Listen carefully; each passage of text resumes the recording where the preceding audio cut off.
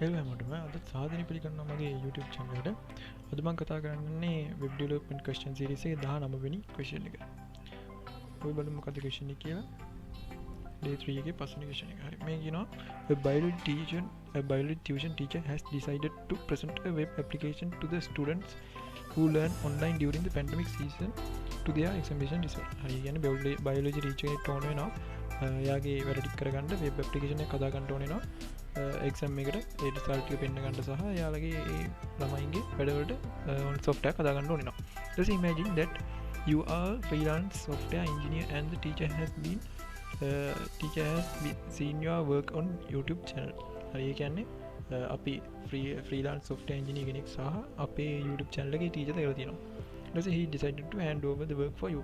මේ වැඩේ අපිට බාර දෙන්න ඒ teacher තීරණය කරලා තියෙනවා. Just read the requirement carefully and make the application the teacher needs. ඒ කියන්නේ මේ ටික අවධානයෙන් කියවලා ටීචර් ඕන විදිහට අපිට හදලා දෙන්න කියනවා මේ වෙබ් ඇප්ලිකේෂන් එක. හරි.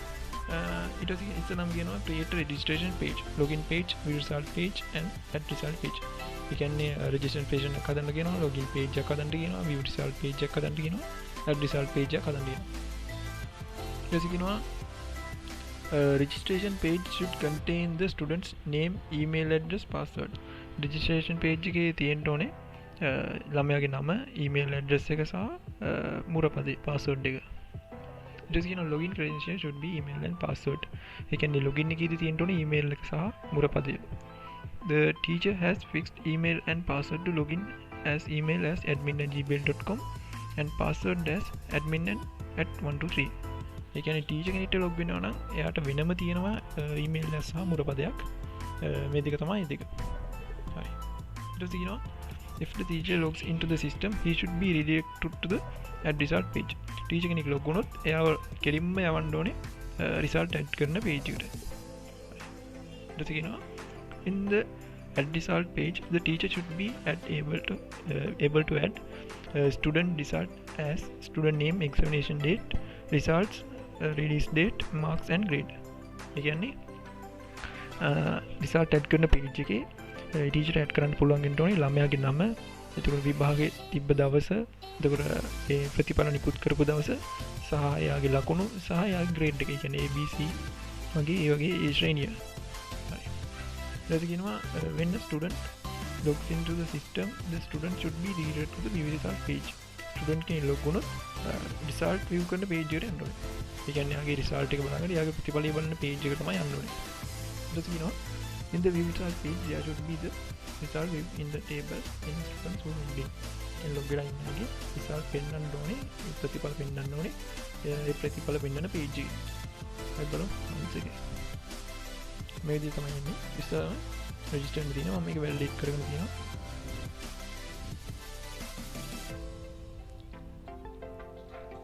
validation එක පෙන්නන ගමන් මේක fill කරගෙන යනවා.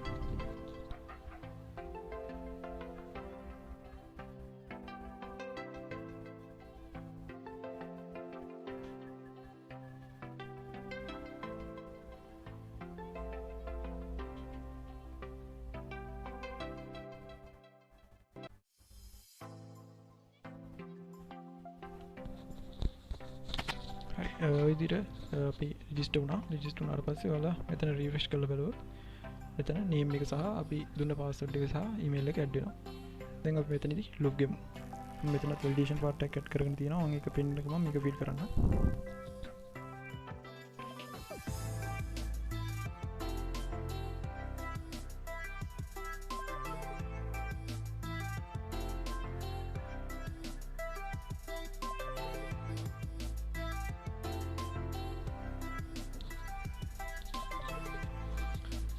ඔය විදිහට ඔයාලට පේනවා ශිෂ්‍යයෙක් විදිහට ලොග් වුණාට පස්සේ මේ කලින් මම දාපු රිසල්ට් එකක් තමයි තියෙන්නේ. හරි. මේ තියෙන රිසල්ට් page එක අපි බලමු කෙනෙක්ගේ රිසල්ට් එක ඇඩ් කරලා. අපි මෙතන ටීචර් කෙනෙක් විදිහට ලොග් වෙලා බලමු රිසල්ට් ඇඩ් කරන page එකට.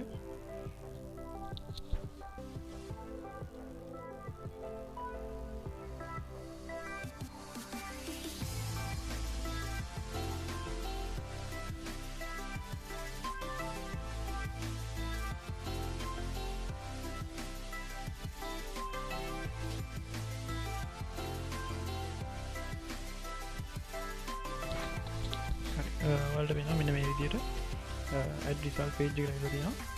මේ teaching එක විදිහට log වුණාම තමයි මේ විදිහට එන්නේ. හරි දැන් අපි student ගේ result ටික add කරමු.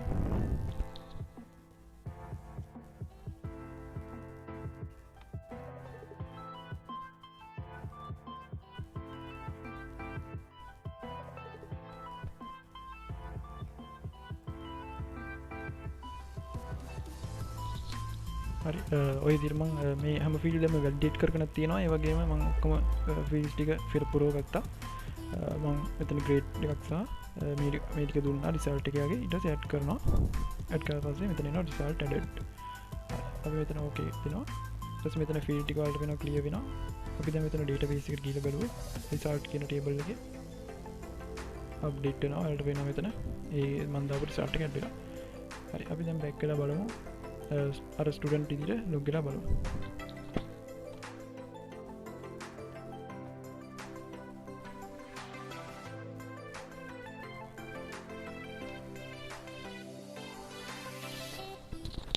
හරි ඔයාලට පේනවා මම මෙතන ඇඩ් කරපු රිසල්ට් එක මේ විදිහට එයාගේ රිසල්ට් එක මේ විදිහට ඇඩ් වෙලා තියෙනවා.